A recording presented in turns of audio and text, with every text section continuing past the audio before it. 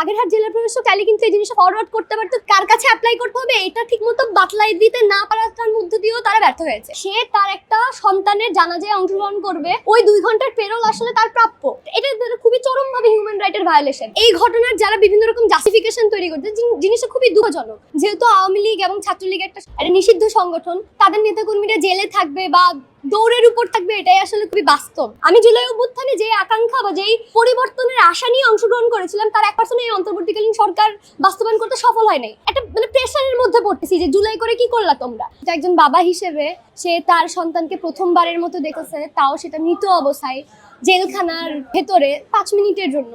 এই ঘটনা আসলে খুবই হৃদয় বিদারক। এই ঘটনা শোনার পরে গায়ের লোম কাটা দেয় নাই বা আবেগতাড়িত হয় না, এই ধরনের মানুষ মনে হয় না আছে যে এরকম একটা মর্মস্পর্শী ঘটনা তাদেরকে স্পর্শ করতেছে না। এই ঘটনায় আসলে বলা হচ্ছে যে প্যারোলের আবেদন করা হয়েছে বাগেরহাট জেলা প্রশাসকের কাছে, কিন্তু সে যেহেতু আছে যশোর জেলা প্রশাসকের কাছে, আবেদনটা ঠিকমতো পৌঁছায়নি। এই ক্ষেত্রে আসলে যেহেতু এটা খুবই সেন্সিটিভ একটা ঘটনা, একজনের ফ্যামিলি মেম্বার মারা গেছে, 2 জন, তাও এই আত্মহত্যা করে। এখানে বাগেরহাট জেলা প্রশাসক চাইলে কিন্তু এই জিনিসটা ফরওয়ার্ড করতে পারতো, কিংবা কার কাছে অ্যাপ্লাই করতে হবে এই জিনিস